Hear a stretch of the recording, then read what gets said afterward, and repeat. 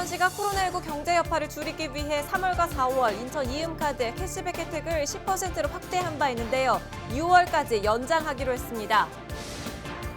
부천시가 공유주차 등 스마트시티 기술로 원도심 지역의 주차 난 해결에 나서고 있습니다. 진행 상황을 살펴보겠습니다. 경기도가 경기도민 1인당 10만 원의 재난 기본소득을 지원한 뒤 지역 상권은 매출 회복을 기대하고 있습니다. 현장의 목소리를 들려드립니다. 정부가 사회적 거리두기 강도를 완화하면서 수목원 등 실외시설들도 다시 문을 열었는데요. 주의할 점은 없는지 알아봤습니다.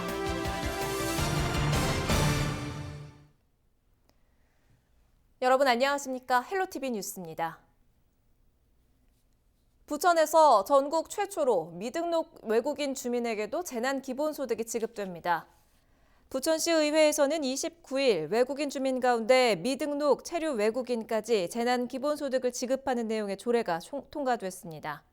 미등록 체류 외국인은 재난기본소득의 혜택을 볼 수 없다는 지적에 따라 기존보다 지원의 폭을 넓혀 수정된 것으로 알려졌습니다. 해당 조례는 당초 부천시가 지역에 주민등록을 둔 외국인과 영주권자에게만 지원금을 지급하는 것으로 초안이 만들어졌습니다. 이번 조례 개정안은 부천시의회 의원 27명의 공동 발의로 이루어졌습니다. 부천시가 코로나19로 침체된 지역 경제를 활성화하기 위한 방안 가운데 하나로 도로 점용료를 25% 감면한다고 밝혔습니다. 이로써 이번에 감면하는 도로 점용료는 올해 3개월분으로 8억 5천여만 원입니다.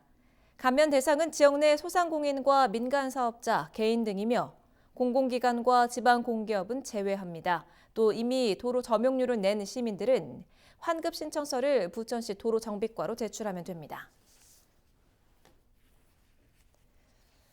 재개발 여파로 10년간 인프라가 투자가 중단돼 심각한 주차난을 앓았던 부천시 원도심 지역이 공유주차 등 스마트시티 기술을 실범 적용해 고질적인 주차난을 해결하는 성과를 거뒀는데요.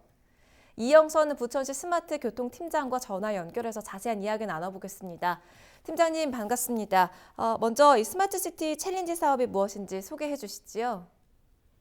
스마트시티 챌린지 사업은 민관학위 거버넌스 체계를 구축하여 창의 아이디어를 활용하여 도시 문제를 해결하고 혁신적인 기술 서비스를 접목하는 사업입니다. 네.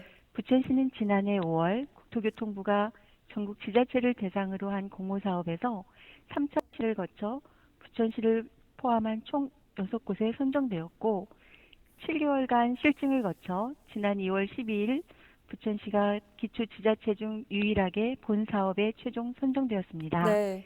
이에 따라 부천시는 3년 동안 예산 약 300억 원을 투입해 본격적으로 스마트 솔루션을 조성하게 되었습니다. 그동안은 이 고질적인 주차난으로 굉장히 힘들었던 이 부천의 대표적인 원도심 지역에서 이번 이 스마트시티 챌린지 사업으로 주차난이 말끔히 해소되는 큰 성과를 거뒀다고요? 네, 부천시 삼정동에 있는 상산리 마을은 2009년 주택 재개발 정비구역으로 지정되었다가 2018년에 해제되기까지 오랜 기간 원도심의 고질적인 주차난을 겪은 곳입니다. 네. 시는 스마트시티 챌린지를 통해 이를 해결하고자 마을 주변 테크노파크 주차장과 마을 내 거주자 우선 주차면을 공유하고 테크노파크 주차장 이용 시 주차 대리 및 공유카, 공유 키포드인 공유 모빌리티 서비스를 함께 제공하였습니다. 네. 모든 서비스는 모바일 어플리케이션인 시티패스와 블록체인 시스템을 통해 투명하게 운영 관리하였습니다. 이렇게 예비 사업을 추진한 결과 공유 주차 공간 280면을 확보하였고 주차장 수급률이 37에서 109%로 72%포인트 증가하였으며 네. 불법 주차도 1일 266대에서 156대로 41% 감소하는 등 주차 문제 해결에 큰 성과가 있었습니다. 또한 마을 기업인 상산리 사람들을 운영하여 21명의 고용 창출 효과를 거두었습니다. 네, 지금 말씀하신 중에 특히 민간 기업뿐만이 아니라 마을 기업이 참여했다라는 부분이 지금 눈에 띄는데요. 주민 참여형 사업의 훌륭한 모범 사례로 볼 수가 있겠지요? 네, 그동안 유비쿼터스, 유시티 같은 많은 사업이 있었으나 지속 가능하지 못했던 것은 사람 중심이 아닌 기술 및 서비스 중심의 스마트 도시였기 때문이라고 생각합니다. 네. 부천 스마트시티 챌린지는 주민이 직접 스마트 도시를 구축하고 운영의 주체로 참여하는 것입니다. 즉, 마을 기업을 통하여 민간 기업과 주민이 같이 공유 플랫폼을 구축하고 주차 공유나 퍼스널 모빌리티 서비스 운영을 주민들이 직접 하는 것입니다. 네. 이로 인하여 민간 기업은 운용 비용과 홍보 비용을 절감할 수 있고 마을은 서비스 이용 수익의 일부를 환원받아 마을 공동체를 위한 또 다른 사업과 연계할 수 있고 일자리도 창출할 수 있었습니다. 네, 말씀해주신 이런 성과를 통해서 이 부천시 전역으로 스마트 챌린지 사업을 확대해 나갈 계획이라고요. 부천시는 이를 시내 13개 지역으로 확대하고 공유 모빌리티와 대중교통 수단 간 연계를 통해 출경로내 통합 예약, 결제, 환승 서비스를 제공하는 공유주차 모빌리티 플랫폼으로 고도화를 추진할 계획입니다. 네. 이와 함께 LED 빔을 활용해 무단횡단을 예방하는 안전 가상 울타리, 영상 AI 기술을 활용해 쓰레기 불법 투기 빅데이터를 수집해 효율적인 환경 미화를 지원하는 솔루션 등도 도입할 예정입니다. 이 사업을 통해 2022년까지 부천시 내에서 13개의 마을 기업을 설립함으로써 300여 명의 신규 고용 창출 및 연간 49억 원의 경제 효과를 거둘 것으로 전망합니다. 네, 이렇게 부천시 스마트 챌린지 사업이 모범 사례로 지목이 되면서 김현미 국토부 장관이 이 해외 수출을 지원하겠다 이런 뜻도 밝힌 바 있습니다. 관련 소감과 함께 부천 시민들께도 마지막으로 한 말씀 남겨주세요. 그동안 부천시는 BIS 공유 사업과 스마트 주차 시스템 공유 사업 등 민간 기업과 함께 기술 확산을 성공한 사례가 있습니다. 이를 바탕으로 스마트 시티 챌린지 참여 기업과 국내 확산을 추진할 예정입니다. 그리고 올해 4월에는 몽골 수도인 울란바토르가 부천시의 자문을 통해 국토부의 K시티 네트워크 국제 공모에 모빌리티 플랫폼 기본 구상 지원 대상으로 선정되기도 하였습니다. 네. 또한 지난 4월 24일 김현미 국토교통부 장관도 부천시에 방문하여 전국적인 확산과 해외 수출을 위한 새로운 성장 동력으로 삼을 수 있도록 재정 지원, 기술 컨설팅, 규제 혁신 등 정책적 노력을 아끼지 않겠다고 말씀하셨는데 국토교통부와 더욱 협력하여 국내외로 확산될 수 있도록 노력해서 국내 독자 기술 기업들과 계속해서 진화하는 도시 부천이 될 수 있도록 최선을 다하겠습니다. 네, 오늘 말씀 잘 들었습니다. 이영선 부천시 스마트 교통팀장과 이야기 나눠봤습니다.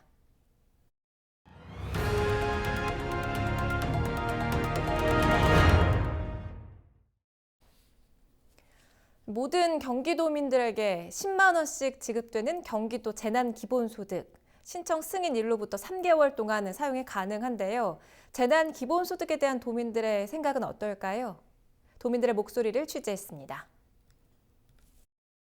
김포시의 한 청과상. 코로나19로 어려운 상황이지만 경기도 재난기본소득으로 매출이 증대하길 기대하고 있습니다. 개인 소득이 좀 줄어서 좀 활성화되지 않은 그런 시장에 10만 원이라도 이렇게 지급이 된다면 좀 더 이렇게 전체적인 그 경제가 1%라도 다만 이렇게 좀 활성화되지 않을까. 도민들도 재난기본소득을 반기며 가게에도 보탬이 되길 원하는 상황입니다. 지금 나라가 다 어려운 상황인데 경제도 안 좋고 재난소득을 준다고 하니까 가족들 다 기뻐했었고요. 계획은 이제 시장 같은 데 가서 마스크 잘 착용하고 나가면 되니까 가서 이제 맛있는 거 사 먹고 할 예정이었거든요. 저도 이제 경기도민인데요. 이번에 이제 사실 이제 코로나19 때문에 많은 분들이 힘들어한 재난 기본소득, 정말 좋은 곳에 요긴하게 쓰셔서 힘내셨으면 좋겠습니다. 실제로 지난주 한 포털 사이트에서 진행된 설문조사에 따르면 재난기본소득 지급 이후 매출이 상승했다는 응답이 56.1%, 매출에 도움이 됐다는 응답이 73%에 달했습니다. 이것이 희망의 경제의 어떤 불씨가 됐으면 좋겠고요. 가정에서는 어떤 생활 안정자금으로 어려운 시기이지만 재난기본소득으로 가계와 지역 경제가 살아나 경기 향상에도 도움이 되길 모두가 한마음으로 바라고 있습니다. 경기주TV 조희정입니다. 정부가 사회적 거리두기 강도를 완화하면서 수목원 등 실외 시설들도 다시 문을 열었는데요. 연휴를 맞아 방문객이 몰릴 것으로 예상되는 만큼 주의가 필요합니다. 어떤 점들을 조심하면 될지 김진재 기자가 알려드립니다. 일단 지금 국내에서의 확진자 감소가 뚜렷하게 감소 추세를 띠고 있고 실외 시설이기 때문에 사용하시는 데는 큰 문제가 없으리라고 생각이 됩니다. 사람들이 밀집한 공간에 같이 있는 가능성이 조금 감소한다는 면에서는 실외 시설이 조금 더 안전하다고 볼 수 있겠습니다. 가장 중요한 것은 모든 감염병에서 제일 중요한 원칙과 마찬가지로 손위생입니다. 적절한 방법으로 모든 물건을 만지거나 식사를 하시기 전후에 그리고 입이나 코로 손을 가까이 가져가시기 전에는 반드시 손위생을 적절한 방법으로 시행해 주시는 것이 좋겠습니다. 또한 요새 다시 이제 사회적 거리두기 기간 동안에는 매우 잘 지켜주셨지만 사회적 거리두기가 완화되면서 조금 우려되는 부분이 줄을 선다든지 사람들이 모이는 공간에서의 간격 유지가 조금 잘 지켜지지 않는 것으로 보입니다. 저희가 이제 사회적 거리두기의 완화라는 것은 다름 아닌 이제 새로운 정상, 그러니까 뉴노멀로 가는 그런 추세로 보이고 있는데 그럴 때는 제일 중요한 것이 일상생활에서도 언제든지 일정한 간격을 좀 유지하시는 것이 좋겠습니다. 줄을 설 때도 예전에 막 다닥다닥 붙어서 좁은 간격에 많은 분들이 서 계셨다면 이제는 한 2m 정도의 간격을 두고 줄을 선다든지 아니면 사람들이 많은 곳에서 뭐 사진을 찍는다든지 할 때에도 대기할 때 좀 더 줄을 간격을 넓혀서 서주시고 식당을 사용하시거나 할 때에도 서로의 간격을 좀 유지하면서 지켜주시는 것이 좋지 않을까라고 생각이 됩니다. 언제든지 코로나 확진자가 다시 증가할 가능성은 있을 것이라고 생각이 됩니다. 다만 아까 잠시 말씀드렸다시피 국내에서의 발생 확진자 수가 매우 줄어든 상태이고 지금 새로 발생하는 확진자들은 대부분 해외 유입 케이스이기 때문에 개인 위생이라든지 간격 두기 이런 것들을 적절하게 지켜주시는 것이 매우 중요하겠습니다. 물론 지금 이번 연휴뿐만이 아니라 앞으로도 쭉 그리고 가을 겨울이 돌아오면 계속적으로 재유행의 가능성은 언제든지 있을 것으로 생각이 됩니다. 인천시가 인천 이음카드의 10% 캐시백을 오는 6월까지 유지합니다. 애초 인천 이음카드의 캐시백 혜택은 최대 4%였는데요. 인천시는 코로나19로 망가진 지역경제 활성화를 위해 3월과 4월 두 달간 한시적으로 인천 이음카드의 캐시백 혜택을 10%로 확대했습니다. 시민들의 소비를 유발해 지역 경제를 활성화하겠다는 계획으로 인천시는 10% 캐시백 혜택을 6월까지 연장하기로 했습니다. 지난 3월 인천 이음카드의 결제액은 1,883억 원으로 2월과 비교해 65% 늘었습니다. 인천시 교육청이 영어 중심 학생 교육 프로그램을 다국어 체제로 확대합니다. 시교육청은 올해 초중고학생 720명을 대상으로 열 예정인 동아시아 시민 캠프를 기존 영어와 중국어, 프랑스어 과정에서 중국어와 러시아어, 베트남어 과정까지 확대한다고 밝혔습니다. 또 특성화고 학생을 대상으로 찾아가는 외국어 교실에도 올해부터 러시아어와 베트남어 과정을 신설하기로 했습니다. 시교육청은 올해 교원 807명을 대상으로 진행할 연수 계획에도 영어와 중국어, 베트남어와 러시아어 관련 수업을 추가하기로 했습니다. 코로나19 영향으로 학생들이 온라인으로 수업을 듣고 있죠. LGU플러스가 학생들의 온라인 수업을 돕기 위해 인천시 교육청에 스마트기기 500대를 기증했습니다. 기증식은 29일 인천시 교육청 교육감실에서 열렸습니다. 도성훈 인천시 교육감과 LGU플러스, LG헬로비전 관계자, 인천사회복지공동모금회 관계자 등이 기증식에 참석했습니다.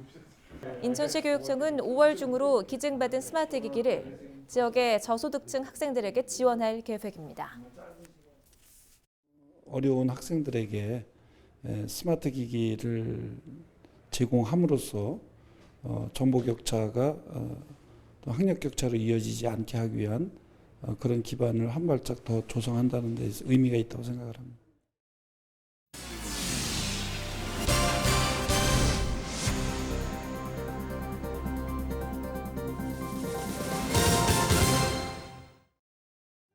아니 도대체 부지부지는 뭐예요? 알아듣도록 얘기를 알아듣죠. 진지 잡섰으니까. 인천 사람도 모르는 인천 사투리가 있다? 북위 38도, 인천 서북 방향 끝자락에 위치한 섬 교동도, 북한과 불과 2.6km 거리에 위치한 교동도는 섬 전체가 민간인 통제구역이다. 하지만 여느 마을과 비슷하게 입구부터 정겨운 인사가 눈에 들어온다. 근데 장처 먹으시겨.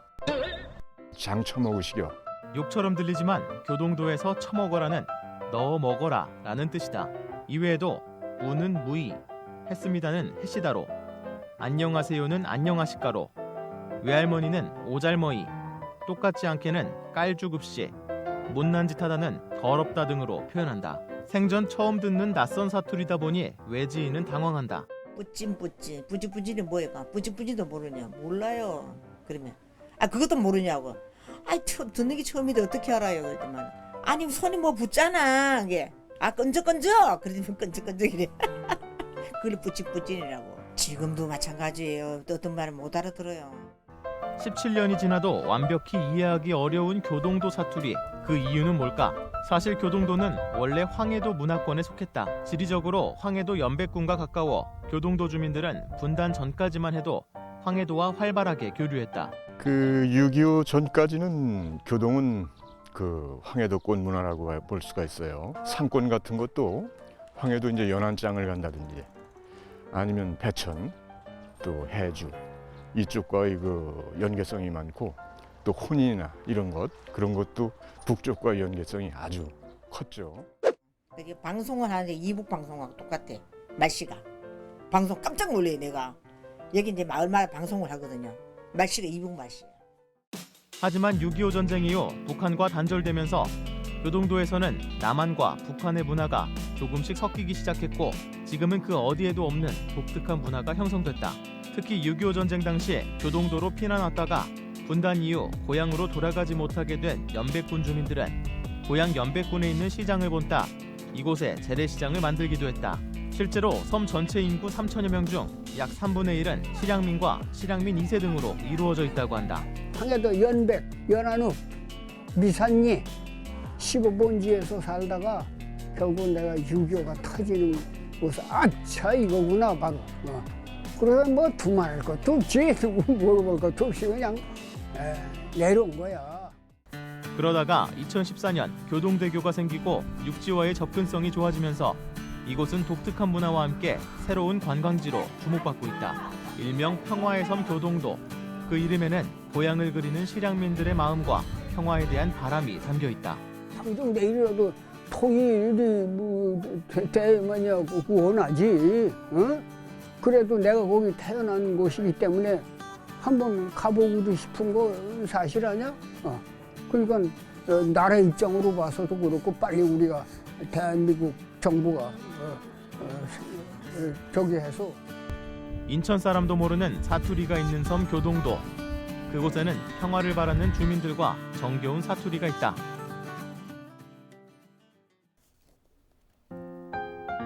날씨입니다. 갈수록 기온이 오르고 있습니다. 목요일 아침 기온 11도로 시작하겠고 한낮에는 20도까지 오르겠습니다. 봄볕이 강하게 내리쬐면서 자외선에도 신경 쓰셔야겠습니다. 또 수일째 건조특보가 지속되고 있는데요. 화재 사고에도 각별히 주의하시기 바랍니다.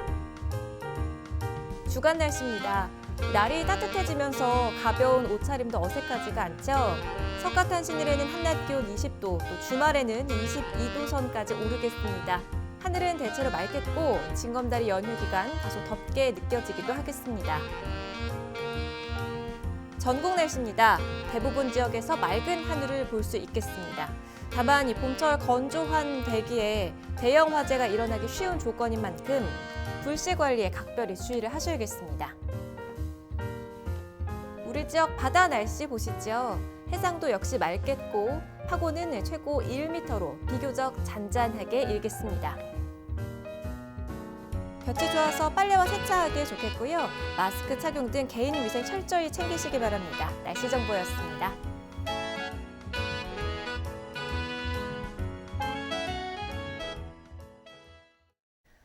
이상으로 헬로티비 뉴스를 모두 마칩니다. 저희는 언제나 여러분 곁에 있겠습니다. 지금까지 시청해주신 여러분 고맙습니다.